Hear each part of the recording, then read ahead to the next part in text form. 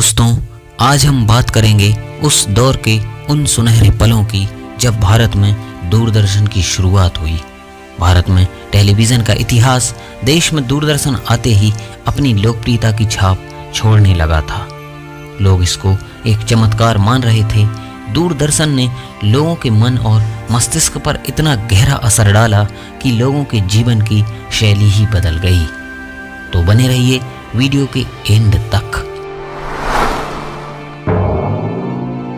दोस्तों, बात है साल 1959 की, जब पहली बार हमारे देश में दूरदर्शन पर 15 सितंबर 1959 को आकाशवाणी के दिल्ली केंद्र से आधा घंटे के लिए एक एक्सपेरिमेंटल प्रसारण किया गया, जिसमें विकास और एजुकेशनल कंटेंट को पहली बार टेलीविज़न पर दिखाया गया था।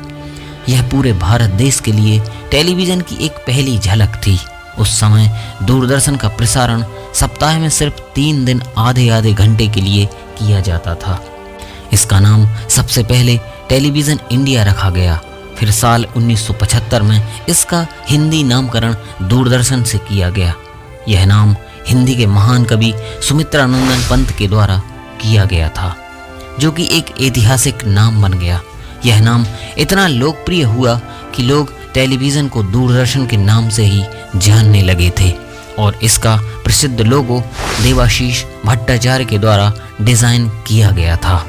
शुरुआती दिनों में पूरे दिल्ली भर में सिर्फ 18 टेलीविज़न लगे थे और एक बड़ा सा ट्रांसमीटर।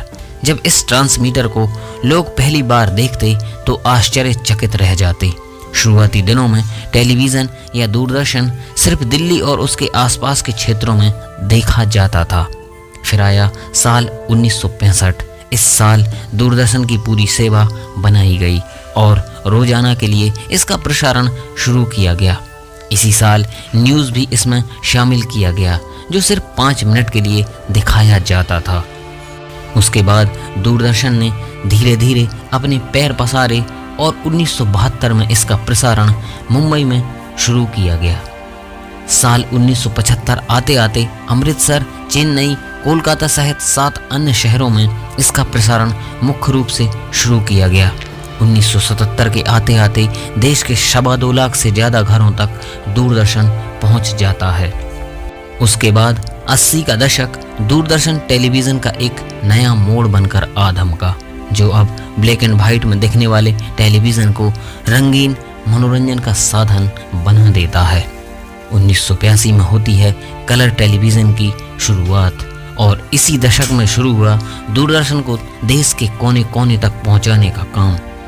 इसके बाद दूरदर्शन पर शुरू हुआ पारिवारिक कार्यक्रम हम लोग, जो कि भारतीय टेलीविज़न के सबसे पहले धारावाहिक के नाम से जाना जाता है। इस धारावाहिक ने लोकप्रियता के सारे रिकॉर्ड तोड़े। फिर उसके बाद और भी धारावाहिक आए, जैसे मालगुडी डेज, यह जो है जिंदगी, रजनी, विक्रम बेताल, बुनियाद। इस तरह के और भी कई धारावाहिक थे जिन्होंने दूरदर्शन की दुनिया में कई कीर्तिमान हासिल किए। बुधवार और शुक्रवार की शाम फिल्मी गीतों की शाम होती थी।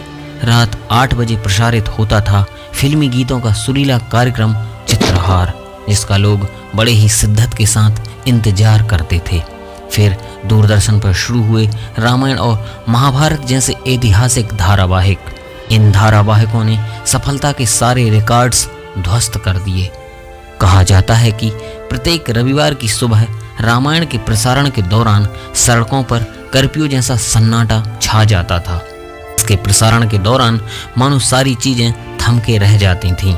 लोग अपने महत्वपूर्ण कार्यों से लेकर अपनी यात्रा तक इसके लिए स्थगित कर दिया करते थे। रामायण की लोकप्रियता का यह आलम था कि लोग अपने घरों को साफ सुथरा करके अगरबत्ती और दीपक जला के इसका इंतजार किया करते थे और एपिसोड खत्म होने के बाद मुख्य रूप से लोगों में प्रसाद बांटा करते थे।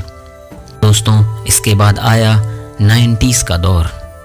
इस दशक में लगभग भारत के सभी राज्यों के शहरों में दूरदर्शन पहुंच चुका था, जिसमें हमें और भी कई प्रसिद्ध धारावाहिक इस दशक में देखने को मिले, जैसे सुरभि, श्रीमान श्रीमती, श्री कृष्ण, तूतू मैं, अलिफ लैला, देख भाई देख, ओम नमः शिवाय, शक्तिमान, और भी ऐसे कई धारावाहिक थे जो हमारे दूरदर्शन की यादों में बसे हुए हैं।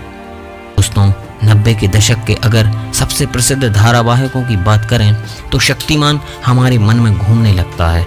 यह धारावाहिक 90 के दशक के सबसे प्रसिद्ध धारावाहिकों में से एक है। बच्चों से लेकर बड़ों तक सभी के दिल में शक्तिमान ने एक अमिट छाप छोड़ी। 90 के दशक के सभी बच्चों का सबसे पहला सुपरस्टार शक्तिमान बन गया था। यही कारण था कि यह धारावाहिक बहुत लंबे समय तक चला। जब भी हमारे देश में टेलीविज़न की बात आएगी तो सबसे पहले नाम आएगा दूरदर्शन का, और दूरदर्शन का नाम आते ही हमें याद आ जाते हैं दूरदर्शन के वह सुनहरे दौर। यह वो दौर था जब न्यूज़ एंकर बड़ी ही सरलता और हल्की सी मीठी मुस्कान के साथ हमें न्यूज़ सुनाया करते थे। बिना किसी बकवास के हमें सारी खबरें आसानी से मिल जाया करती थीं। दोस्तों, जो समय बीत गया वह फिर कभी लौट कर नहीं आएगा, लेकिन उसकी यादें हमारे साथ हमेशा बनी रहती हैं। ऐसे ही दूरदर्शन की वो मीठी यादें हमेशा के लिए हमारे साथ हमारे दिलों में बसी रहेंगी। तो दोस्तों, आज के वीडियो में बस इतना ही। जय हिंद।